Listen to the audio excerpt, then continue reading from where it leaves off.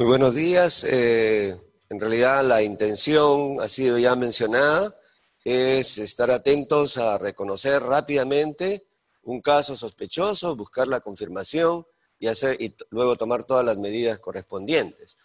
Entonces, en ese sentido, mi presentación debe cumplir con ese cometido, es decir, recordar qué cosa es clínicamente sarampión. Haremos rápidamente un diagnóstico diferencial sobre otras enfermedades que tienen brotes en la piel o exantemas, que permita realmente a los clínicos, a quienes tienen que definir si clínicamente corresponde o no a sarampión, en realidad ayudarlos en el diagnóstico diferencial. Siguiente. Sarampión es obviamente una enfermedad que ha existido siempre, ¿no?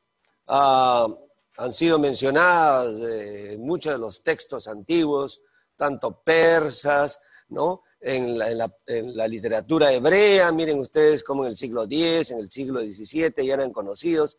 Este señor, este médico persa, le llamó, supongo que se pronunciará Hasbat, que en árabe significa erupción, aludiendo a la parte más importante. Posteriormente se le conoce como rubiola, morbilli, ¿no? Y la palabra inglesa measles aparentemente deriva de mesel, no sé si así se pronuncia en inglés, pero que significaba aquellas personas que eran miserables en relación a su condición de tener erupciones. Y obviamente estamos hablando de una época muy antigua en la cual miren ustedes cómo aparentemente en algún momento sarampión clínicamente parecía no diferenciarlo para algunos de viruela. Sin embargo, este médico persa decía que sarampión sí era una enfermedad muy grave en comparación con viruela. Siguiente. En 1629, aparentemente en Londres, ya en los registros de mortalidad, claramente se diferencia sarampión de viruela. Y es otro inglés, Sydenham, quien parece que es el primero en poner en blanco y negro la descripción clínica y postular que claramente era una enfermedad infecciosa. Otro médico, es en este caso Home, escocés, dice, esta es una enfermedad infecciosa. Y miren ustedes cómo intenta prevenirla con un enfoque de tipo variolización, es decir, a lo que después se va a usar para viruela. Pero este fue un poco más atrevido, ¿no? Inoculó productos sanguíneos de un enfermo en la fase eruptiva a 12 niños y obviamente 10 de ellos desarrollaron la enfermedad, ya que probablemente esos productos contenían el virus y por lo tanto hicieron la enfermedad. Siguiente. Es este señor, Peter Panum, un médico danés, quien en las Islas Faroe en 1846, las Islas Faroe están al norte de Escocia, es un archipiélago que pertenece a Dinamarca. Es una población que vivía aislada y entonces ahí permitió seguir un brote epidémico, con lo cual dio la parte epidemiológica de una manera muy contundente. Sarampión es una enfermedad contagiosa, su periodo entre el contacto y la aparición de los síntomas es alrededor de 14 días. En los más pequeños como en los mayores produce una alta mortalidad y quien hace sarampión nunca más vuelve a tener la enfermedad. Siguiente. Posteriormente viene todo el hecho de ver cómo es que se puede aislar el virus, algo que es sumamente importante para la posibilidad de crear una vacuna. Entonces este señor Goldberger y Anderson logran transmitir la enfermedad a monos, ¿no? Posteriormente, en 1954, Enders y Peebles logran aislar el virus. Y es el camino inicial y basal para después producir las diferentes vacunas, ¿no? Posteriormente se adapta el virus al embrión de pollo y esto permite en realidad producir vacunas, como lo vamos a ver en la lámina siguiente. En la medida que se obtuvo la vacuna, en la medida que los países generalizaron el uso de la vacuna, los brotes epidémicos desaparecieron. Sin embargo, como ya acabamos de ver los datos epidemiológicos, en realidad hay muchos países que por diferentes razones decae su cobertura, decae la aplicación de las vacunas y vienen los brotes y la posibilidad de transmisión a otros países como casos importados. Siguiente. Esta es una lámina en la cual es el aislamiento inicial en 1954, después aparecen la cepa Edmonton A, Edmonton B, de la cual viene la vacuna Schwarz, que se ha usado en nuestro país, la vacuna Moratén de Edmonton B, y esta es una en Edmonton Zagreb, ¿no?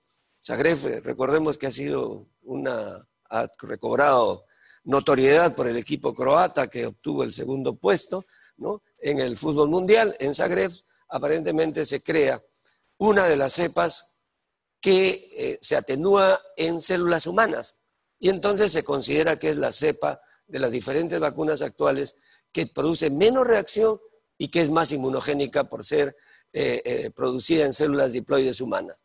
También hay esta cepa en Japón y miren ustedes cómo también hay otras cepas, la cepa Shanghái, la cepa Leningrado, la cepa Tanabe.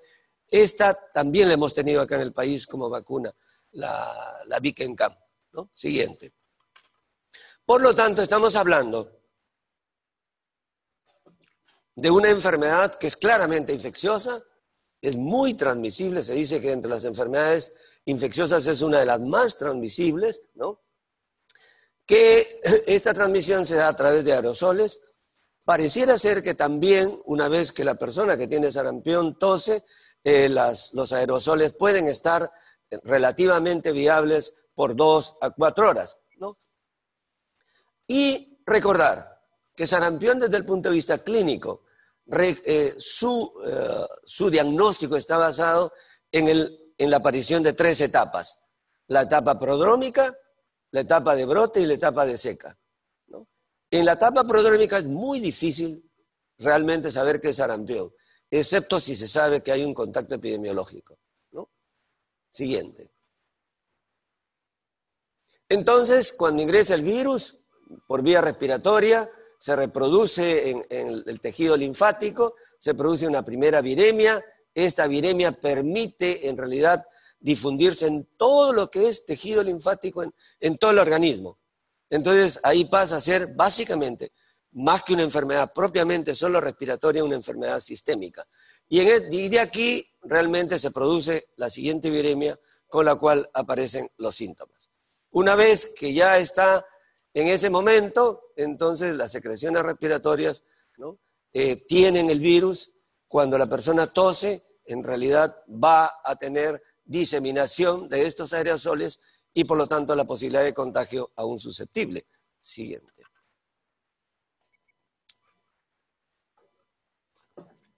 En la época que teníamos sarampión básicamente era una enfermedad de niños, básicamente.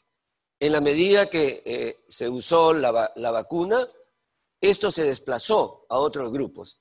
Y en el momento actual no solo debemos pensar en buscar sarampión en niños, sino también en adultos jóvenes.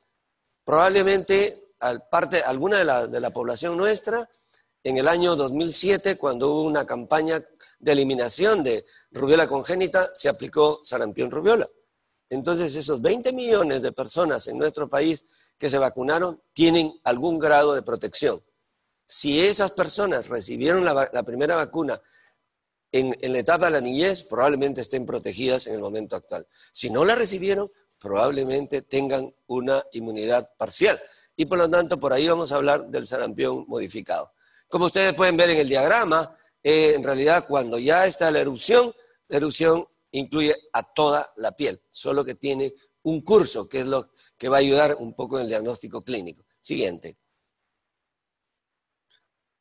¿Por qué es importante sarampión? No es solo por la erupción, no es solo porque es sintomático. Sarampión es sumamente importante porque uno de los problemas serios que tiene sarampión es que disminuye sustancialmente la inmunidad celular, ¿no? Y si disminuye la inmunidad celular, también se compromete la inmunidad humoral.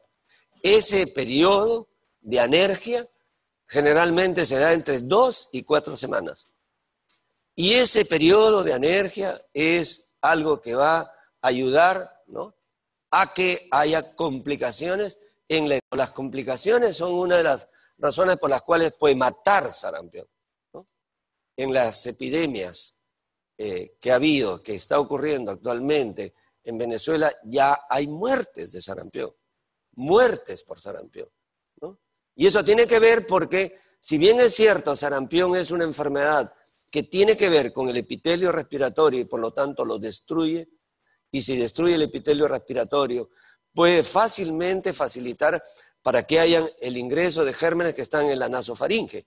Y es una de las razones para explicar por qué sarampión puede producir neumonía, no solo por el virus, sino por gérmenes que complican y porque están en nuestra nasofaringe.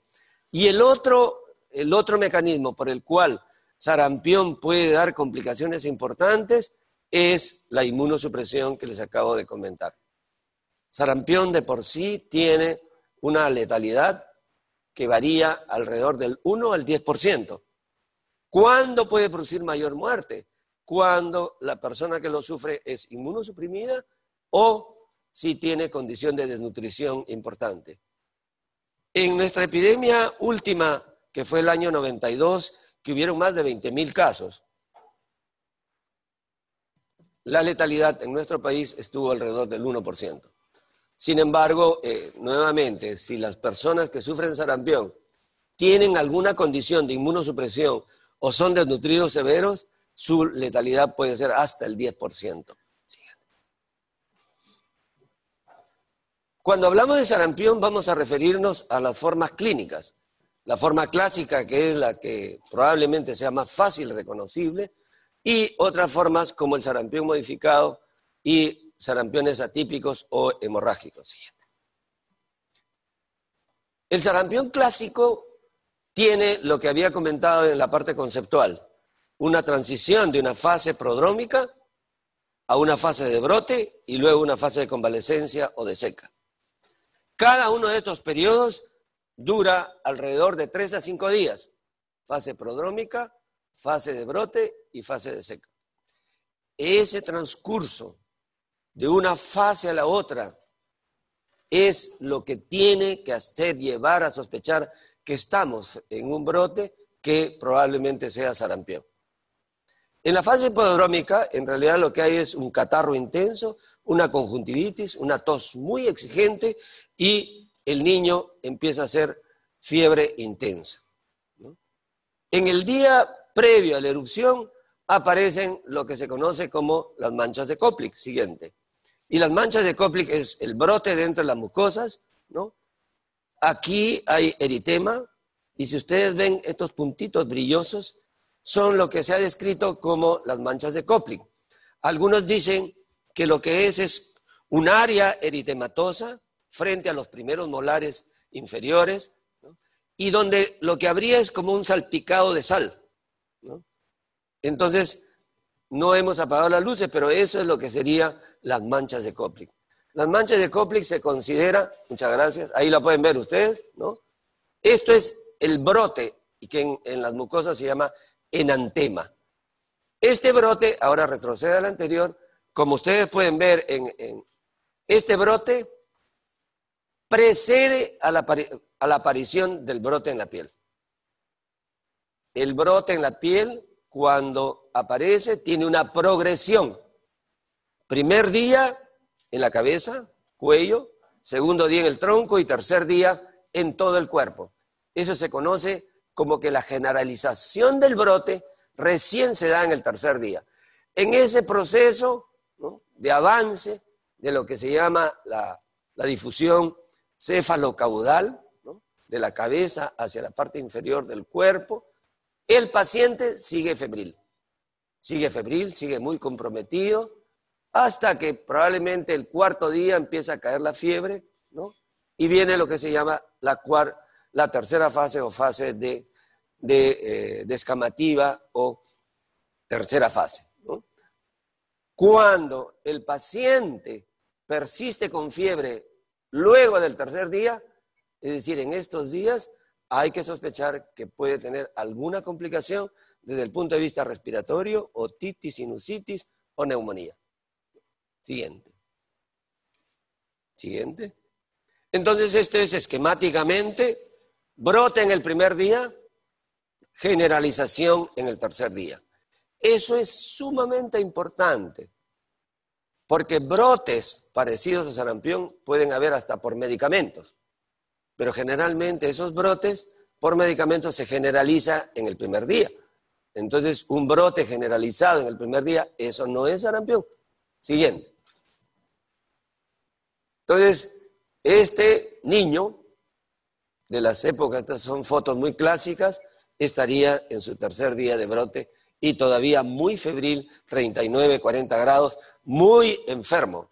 Otro aspecto sumamente importante en el diagnóstico clínico de sarampión es que quien padece sarampión luce enfermo. Está comprometido su condición general. Siguiente. También, ¿no? Niños que ya están aquí para recordar el compromiso ocular. Miren ustedes este niñito o esta niñita, no, su aspecto es de enfermo, de compromiso del estado general. Digo esto porque hay brotes, incluso por otras enfermedades virales, que no necesariamente comprometen el estado general. Entonces, algunos datos clínicos son sumamente importantes para el diagnóstico diferencial. Siguiente. Igualmente, ¿no? Siguiente. Las personas de tez blanca, ¿no? El brote, por ser un brote claramente eritematoso, es decir, rojo, va a sobresalir, ¿no? La siguiente, las personas de tez morena, el brote pudiera no ser como tan evidente como el caso anterior, ¿no? Siguiente. Luego de esto, entonces estamos en el tercer día, el cuarto día empieza a caer la fiebre, como ustedes lo pueden ver en la gráfica, y viene finalmente la etapa descamativa. Siguiente. En la etapa descamativa hay un dato sumamente interesante, que es donde estuvo rojo, donde hubo erupción, quedan unas máculas marrón oscuras. De tal manera que si ustedes vieran a un paciente en esta etapa, que ya no está febril, que está menos enfermo, pero que tiene estas manchas en todo el cuerpo, estas máculas marrón oscuras, ustedes tienen que reconstruir la historia. Tuve etapa prodrómica, tuve etapa de brote, la etapa prodrómica fue con mucha tos, con mucha conjuntivitis, muy enfermo, muy febril, aparece el brote que dura 3 a 5 días y ahora estamos frente a la etapa de seca. En la etapa de seca siguiente, algunas veces puede haber descamación, ¿no? Probablemente la descamación ocurra más en niños desnutridos que en niños eutróficos. Entonces, de esa manera, tenemos lo que es el cuadro clínico de sarampión. Siguiente. Como les mencioné, el problema serio con sarampión es complicaciones. La complicación más frecuente y que puede matar es neumonía. La neumonía puede ser debida al virus de sarampión, y se conoce en la literatura, ¿no?, como la neumonía de Hedge, la neumonía a células gigantes. Es una neumonía muy severa, muy clínica, que compromete mucho al paciente, que da dificultad respiratoria. Pero el problema es que también puede tener agregada una bacteria. Puede ser estreptococo, ¿no?, puede ser neumococo, puede ser estafilococo, puede ser otros gérmenes gram negativos como Klebsiella.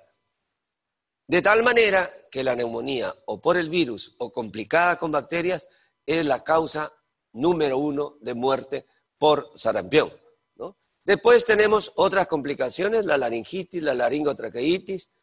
Al haber una neumonía que compromete mucho el epitelio respiratorio y sobre todo el epitelio en los alveolos respiratorios, puede romperse.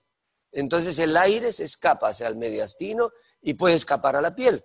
Y eso se conoce como neumomediastino o enfisema subcutáneo. Ya vimos que desde el punto de vista fisiopatogénico, el tejido linfático es el primero y luego nuevamente se generaliza todo el cuerpo. Por lo tanto, no deberían sorprendernos que haya adenopatías generalizadas. Otra de las complicaciones temidas, que por suerte es menos frecuente, es la encefalitis por el virus de sarampión, ¿no? Se dice que alrededor de 1/3 de los casos de encefalitis se muere, otro tercio queda con secuelas y solo 1/3 queda sin secuelas. Entonces, la segunda causa de muerte o de complicación importante son las encefalitis. Ya no vemos, pero en la literatura está señalado que quien hubiera sufrido sarampión Y luego de años, y no necesariamente de una forma severa, 5 años, 10 años, empieza a tener un problema neurológico, ¿no? Cambios de conducta, fiebre, trastornos de mioclonías y muerte.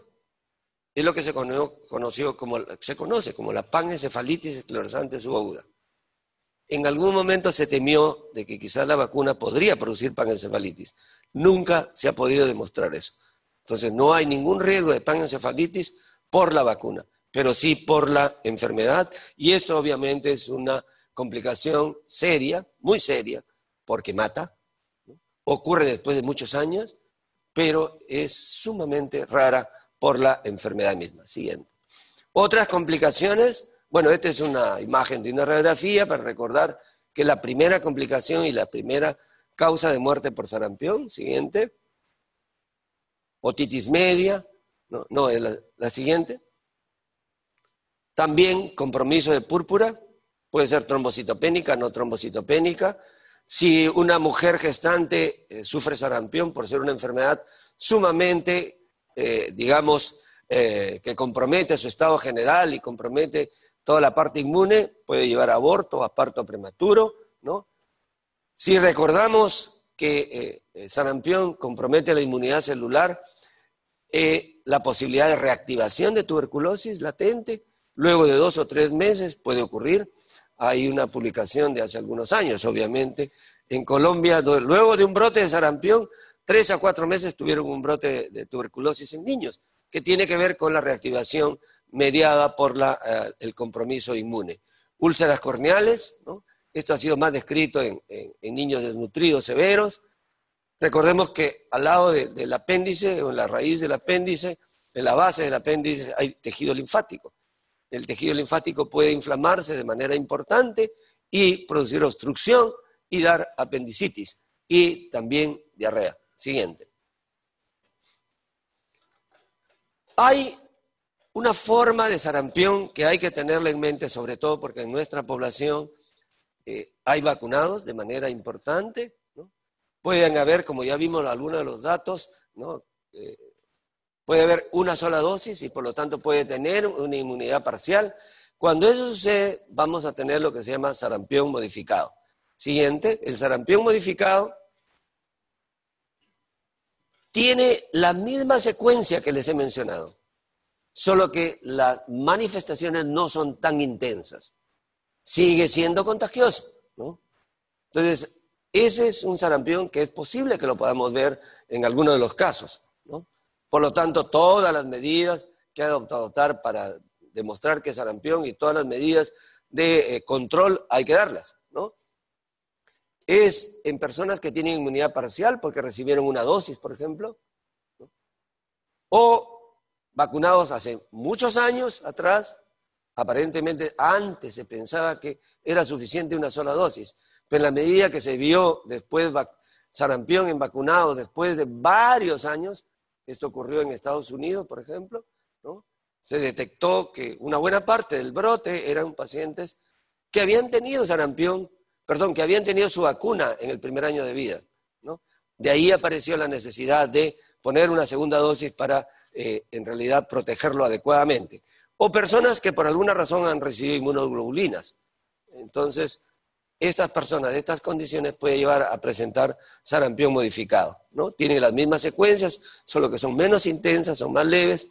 Parece ser que en este caso el periodo de incubación es más largo, ¿no? Como ya mencionamos, el periodo de incubación desde que Panud lo demostró era alrededor de 14 días. Se considera de 10 a 14 días, ¿no? Y las complicaciones en este grupo son infrecuentes. Es de entenderlo porque tiene una protección parcial. Siguiente. El diagnóstico, si ustedes han entendido el mensaje, clínicamente se puede perfectamente hacer el diagnóstico. Pero para fines, en realidad, de control y tomar medidas, de saber si es un caso importado, si es un caso que está realmente volviendo a aparecer en nuestro país, es sumamente importante recordar la parte epidemiológica, el diagnóstico serológico y siempre la toma de muestras para los cultivos correspondientes. Siguiente. Entonces, recordar 3 fases: fase prodrómica, fase de brote y fase de seca, ¿no? La secuencia, la aparición del brote, cómo avanza el brote, ¿no?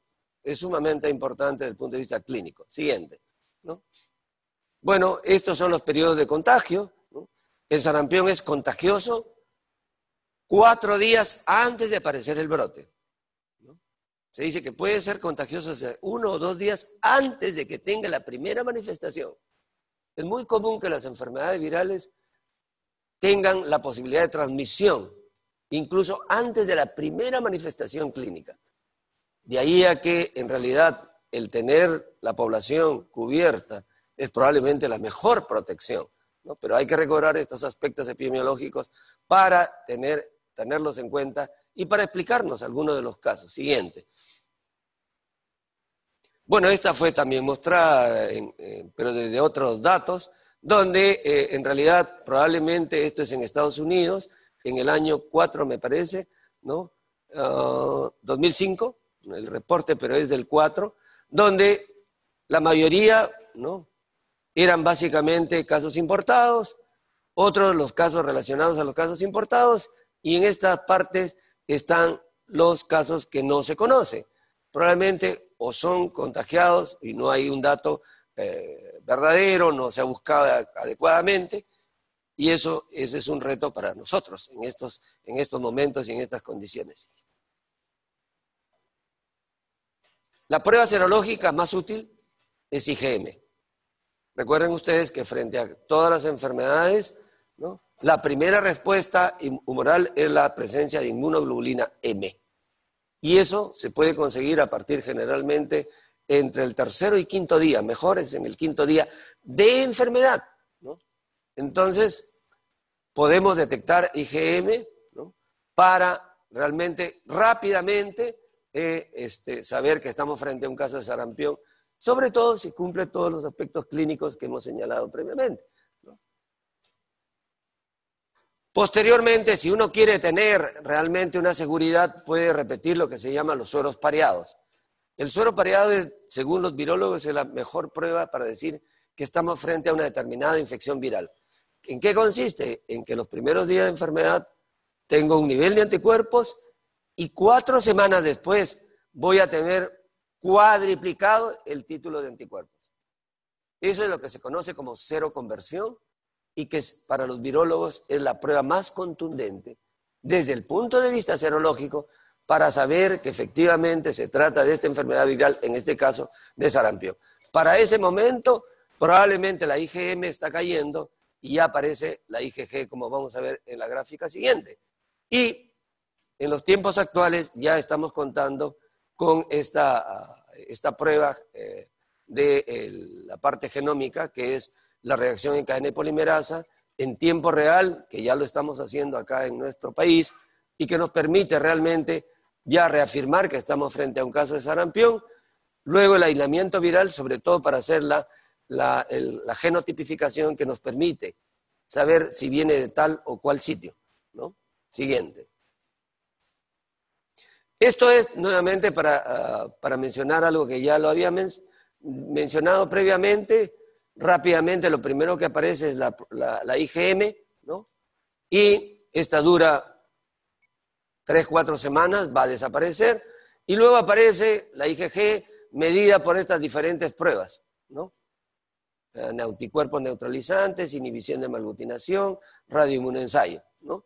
El problema es cuando uno muy tempranamente quiere detectar, por ejemplo, aquí en el comienzo del brote, ¿no? Como aparece en la siguiente, que es una lámina del profesor Raúl Montesano, siguiente, ¿no? Si uno muy tempranamente quiere hacer alguna prueba como IgM, pudiera ser que esté en este espacio, donde si el nivel de detección positiva fuera entonces ustedes pueden ver que este caso puede ser IgM negativo, ¿no?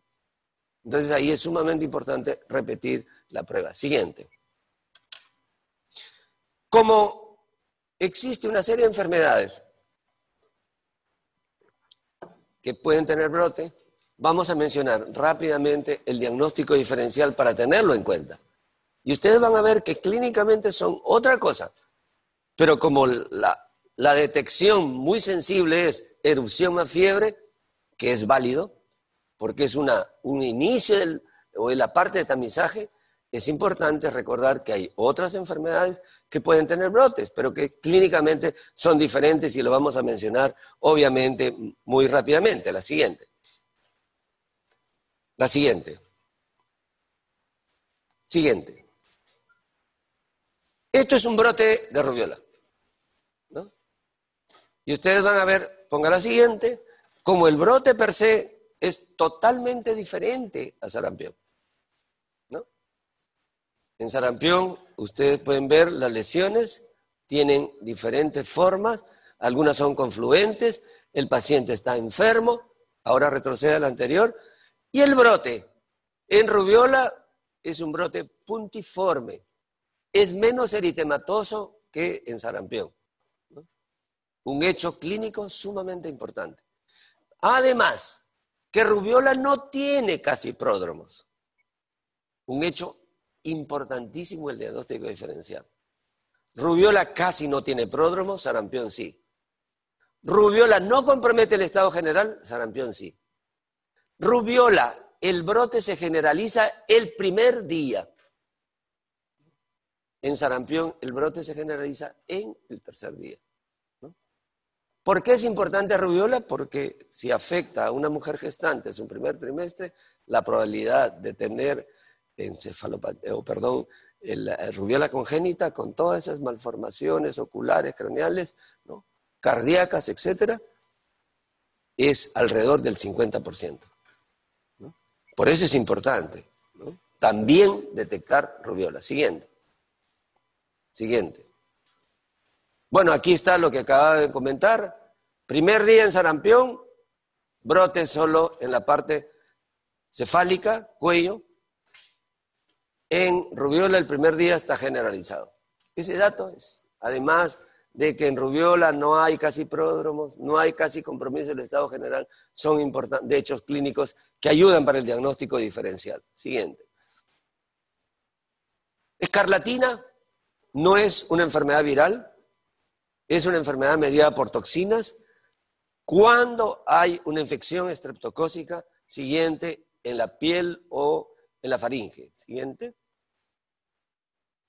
La faringitis estreptocócica, esto es una boca abierta, esto es el paladar, la úvula, las amígdalas, los pilares anteriores de la faringe, la base de la lengua.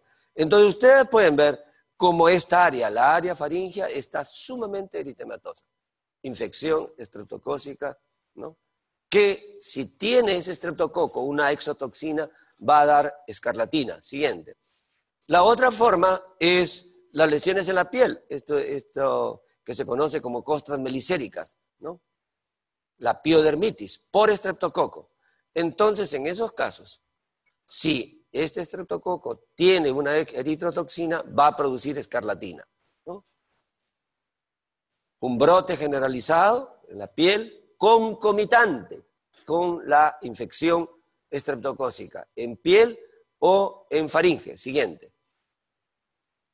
Entonces, el brote, determinadas áreas del cuerpo, ¿no?, tiene algunos hallazgos como este brote purpúrico en los pliegues de los codos y en los huecos popliteos, ¿no? Siguiente. No solo hay el aspecto donde está la infección estreptocócica, sino también una repercusión teniendo lo que se conoce como la lengua en fresa, una lengua muy, muy roja, ¿no? Y el brote. El brote puede durar 3 a 5 días. Y ahí viene lo importante para el diagnóstico de escarlatina. Siguiente. Una vez que el brote se apagó, hay una descamación muy particular en las palmas de manos y en las plantas de pies, ¿no? Esa descamación puede permitir realmente retroceder y preguntar, ¿tuvo algún brote o no tuvo algún brote? ¿Tuvo faringitis o no tuvo faringitis? ¿Tiene lesiones en la piel o no tiene lesiones en la piel? ¿Tuvo la lengua roja o no tuvo la lengua roja? Ustedes pueden ver que es totalmente diferente al sarampión. Siguiente. Hay una enfermedad que es viral, que se conoce que ya actualmente producida por el virus de Epstein-Barr, la gran mayoría de los síndromes de mononucleosis infecciosa, donde hay muchas adenopatías, hay faringitis importante, puede haber exudados importantes, ¿no? Y característicamente en sangre periférica hay unos linfocitos muy grandes, se conoce como linfocitos atípicos. Y algunos pueden tener brote en la piel, que puede ser un brote que se parezca a sarampión o puede ser un brote que se parezca a rubiola. Pero en mononucleosis infecciosa, además de haber adenopatías generalizadas, ¿no? Además de haber faringitis, además de haber fiebre, puede haber o no haber brote, ¿no? Hay visceromegalia. Y en la sangre periférica hay estos famosos linfocitos atípicos que generalmente la fórmula están en más del 10%, que es una de las ayudas diagnósticas. Siguiente. Hay un brote muy particular, se trata de lactantes, que tienen fundamentalmente fiebre 3, 4 días y luego la fiebre cae. Y una vez que la fiebre cae, la siguiente tiene un brote generalizado. Se conoce como exantema súbito, que es producida por un herpes humano, siguiente, tipo 6. Un brote en todo el cuerpo. Este brote puede durar horas, como puede durar hasta 3 días. Exantema súbito por un herpes humano tipo 6. Siguiente.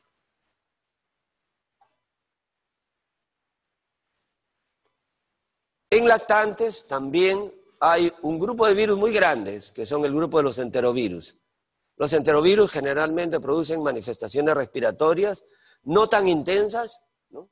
Manifestaciones digestivas, dolor abdominal, a veces diarrea y concomitantemente un brote. Eso es enterovirus. No todos tienen brotes, ¿no? Siguiente. Hay una enfermedad que antes de saberse que era producida por un virus, el parvovirus B19, se conocía como quinta enfermedad o eritema infeccioso, que característicamente tiene un brote en las mejillas, ¿no? No tiene casi compromiso en su estado general, generalmente son niños preadolescentes o adolescentes y que van a buscar consulta porque tienen este eritema en ambas mejillas. Se conoce como el signo de la bofetada o de la cachetada, ¿no? Siguiente. Dengue, los flavivirus pueden producir brotes muy parecidos desde el punto de vista morfológico, tanto a sarampión como a rubiola. Entonces, uno de los diagnósticos diferenciales es, en realidad, pensar en alguno de estos flavivirus, no solo dengue, zika, chikungunya, pero hay algunas diferencias. Siguiente. Entonces, ahí tienen, miren ustedes, un brote que podría ser un híbrido entre rubiola y sarampión. Siguiente. Miren ustedes acá, este se parece más a sarampión, o acá, ¿no? Y son casos de zika, ¿no? Otro de los flavivirus. Siguiente. Bueno, obviamente hay que tener una definición de caso que ayude. Siguiente. ¿Cuál es la diferencia clínicamente? Sarampión básicamente tiene en la etapa prodrómica conjuntivitis, tos sumamente intensa y coriza. En el caso de la siguiente, de Zika y estas enfermedades de tipo siguiente, eso no hay, ¿no? Sarampión generalmente no tiene mialgias en la intensidad que tiene fundamentalmente chikungunya, por ejemplo, o dengue. En cambio, dengue, chikungunya y Zika sí tienen, como ustedes pueden ver, la intensidad de artralgias, mialgias. En sarampión esto está ausente. Es decir, aun cuando el brote se parezca, obviamente esto no es. Y lo otro es que hay que recordar que estas enfermedades, dengue, chikungunya, Zika, desde el punto de vista de la etapa aguda, suelen ser enfermedades de curso autolimitado, 5 a 7 días, ¿no? Siguiente. Bien, entonces, ¿cómo sabemos que estamos frente a un caso de sarampión? Recordando toda la parte clínica que hemos mencionado, los aspectos epidemiológicos, contacto con algún enfermo, cosa que en los tiempos actuales puede ser complicado. Estamos viendo que ingresan personas, por ejemplo, en un bus, varias personas bajan en determinados lugares. Si están en la etapa casi final de la etapa prodrómica, son mucho más contagiosos. Si están iniciando el brote, son más contagiosos. Y pueden perfectamente acercarse a la persona que los atiende, por ejemplo, si bajan a comer en un lugar X, ¿no? Por el viaje, al mozo que los atiende, a la persona que está al lado, ¿no? Y ahí es que aparece la necesidad de estar pendientes de estos casos, ¿no? Las características del exantema y obviamente toda la parte serológica y virológica para realmente confirmar el caso. Siguiente. No hay tratamiento. Cuando hay una condición de desnutrición, lo que hay que usar es una dosis importante de vitamina A, ¿no? Para proteger fundamentalmente mucosas. Antibióticos solo si hay sospechas de complicaciones bacterianas. Y obviamente lo mejor es una buena cobertura de vacunas. Eso es algo que es una responsabilidad de todos nosotros. Hagamos o no hagamos consulta privada, ¿no? De manera que estar conscientes. Lo otro es que hay que recordar que el personal de salud también tiene que estar vacunado, ¿no? Tiene que estar vacunado para que no le dé la enfermedad y para que no, si le da la enfermedad no contagie a su familia y no contagie a quienes atienden. Cuando tenemos condiciones de inmunosupresión y no podemos usar la vacuna, podemos proteger a esta persona con inmunosupresión que está en contacto con gamma globulinas, que es la manera de protegerlo por un periodo de tiempo, ¿no? Hasta que pase su condición de inmunosupresión y podemos quizás darle la vacuna o quizás ya evitó la posibilidad de tener contagio.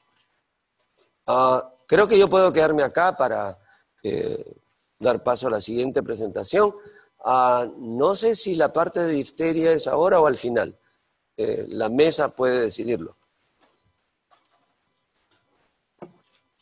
Pase la siguiente presentación. Bueno, por suerte tenía en el USB una presentación de difteria que también es para hacer recordar de una enfermedad que ya no vemos, ¿no? No vemos hace muchísimos años, y la razón es simple. Si tenemos una cobertura de inmunizaciones importante, sobre todo los toxoides son muy inmunogénicos, pero su protección puede durar entre 5 y 10 años. Entonces, como es lo que también ha sucedido con sarampión. Siguiente. Entonces vamos a rápidamente dar algunos aspectos como recordaris de lo que es difteria. Difteria es una enfermedad infecciosa, en este caso es una enfermedad bacteriana, pero que su sintomatología depende fundamentalmente de una toxina, para lo cual la bacteria tiene que tener la capacidad de producir esa toxina. No todos los Corynebacterium diphtheriae producen toxinas, ¿no? Entonces es algo que es sumamente importante a tener en cuenta, ¿no? Es decir, la producción de una exotoxina en el sitio donde se produce la membrana es lo que va a producir realmente el cuadro clínico, ¿no? Siguiente. Entonces, la toxina que se produce es el factor patogénico más importante, ¿no? Siguiente. Esta es una enfermedad que ha sido también erradicada en la medida que apareció la DPT, ¿no? Con la DPT y bueno, ahora, actualmente con la pentavalente, ¿no? Siguiente. Esta es una de las situaciones que ocurrió principalmente en un país que hace poco hemos tenido ocasión de escuchar mucho, ¿no? Más de 150.000 casos entre el 90 y el 98. Y con 5.000 muertes. Esta es una enfermedad cuya letalidad es mayor que sarampión, ¿no? ¿Por qué? Por las complicaciones que vamos a mencionar, ¿no? ¿Y por qué ocurrió esto en un lugar de Rusia o de los Estados soviéticos o de la Unión de Repúblicas Soviéticas? Porque se vino bajo la cobertura, probablemente por razones sociales, políticas, que es lo que está ocurriendo actualmente en Venezuela. En Venezuela tenemos simultáneamente sarampión y difteria porque no se está aplicando vacunas. Eso es, hay que decirlo claramente, ¿no? En la medida que nosotros tengamos una cobertura que supera el 95%, podemos aceptar que supere el 90%, no vamos a tener brotes. Eso es responsabilidad de todos nosotros. Siguiente. Hay diferentes partes en el mundo que hay difteria, sí, perdón, siga, ¿no? Este es un mapa que permite mirar dónde hay más difteria, siguiente, ¿no? Este fue, creo, el caso de que en España hace un par de años murió un niñito por difteria. Y los padres reconocieron que no había sido vacunado, probablemente por creencias. Aprovecho, un paréntesis. Esta es una situación donde se puede, porque esto fue publicado en los medios masivos, ¿no? Fue una noticia, ¿no? Estas situaciones deberíamos aprovecharlas en la parte comunicacional. Si un niño no se vacuna, puede morir. Ejemplo, este, ¿no? Siguiente.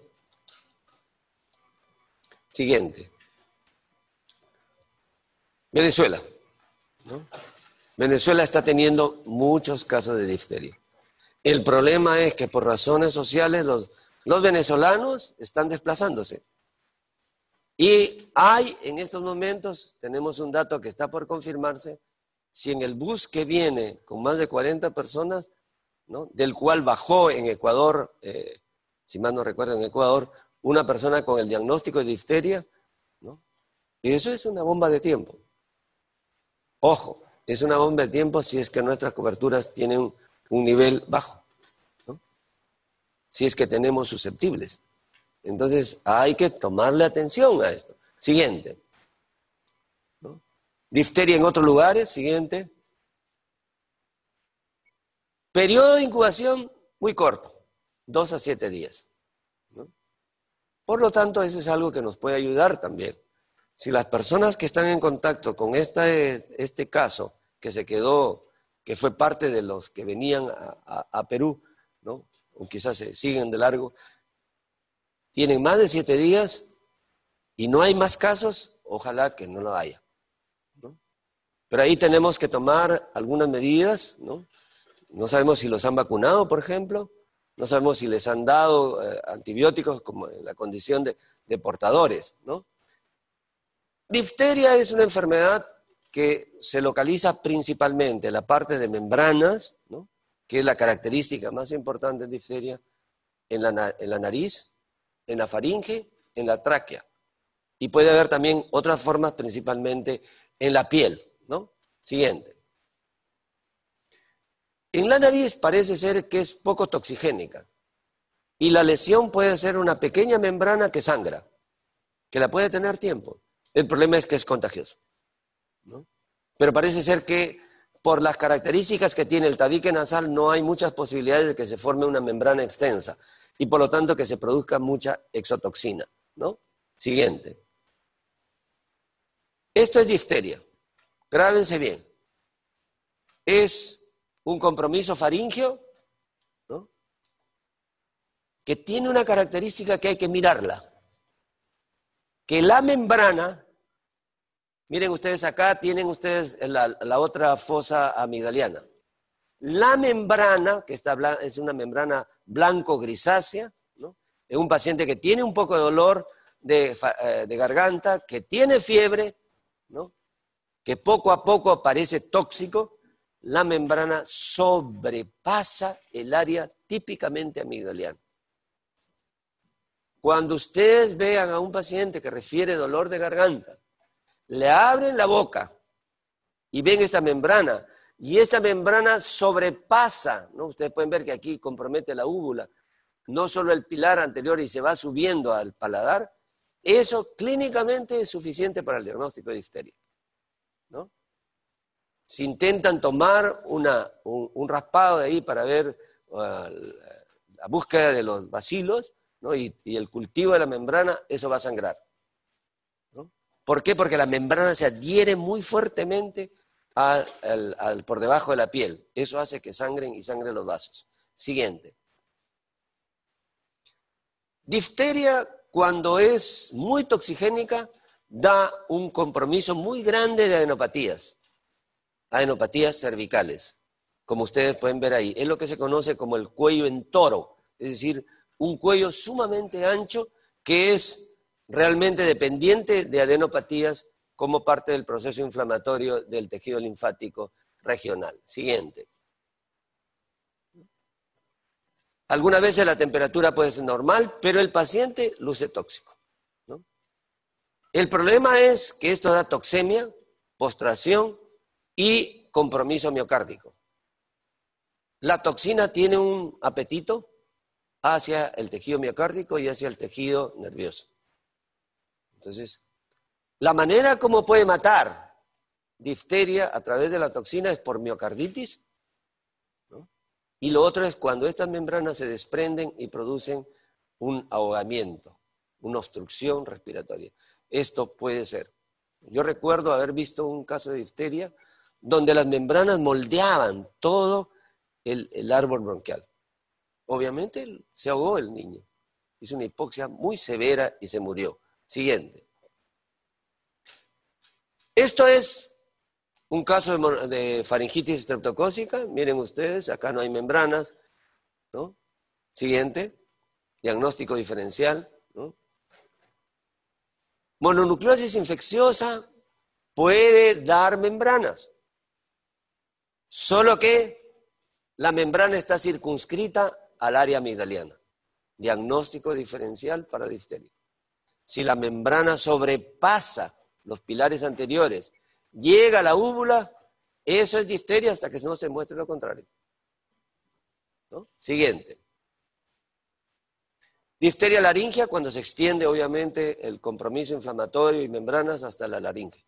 Y si se obstruye la laringe o produce un proceso inflamatorio, tiene típicamente estridor, ¿no? Siguiente. Siguiente. Bueno, esto es difteria cutánea. Se dice que fundamentalmente en las áreas tropicales puede haber difteria cutánea. Por suerte esto es muy poco toxigénico, ¿no? Pero sí es un foco de contagio, ¿no? Siguiente.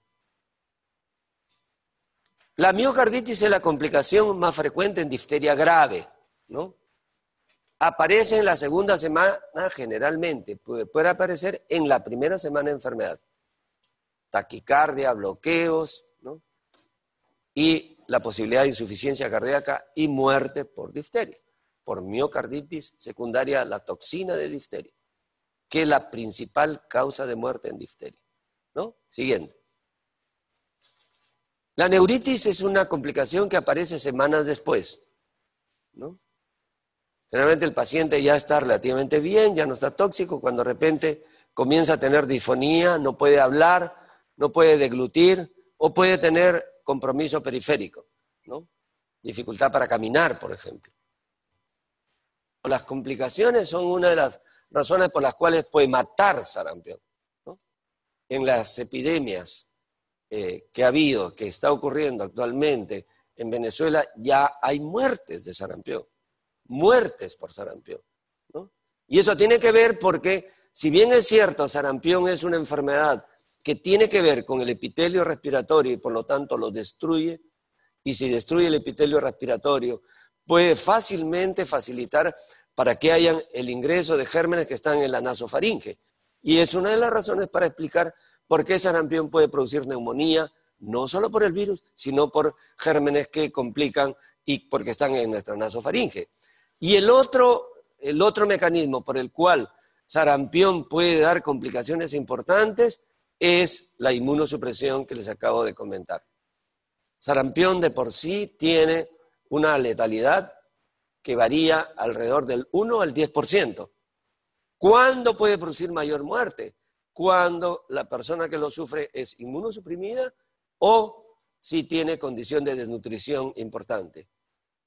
En nuestra epidemia última, que fue el año 92, que hubieron más de 20.000 casos,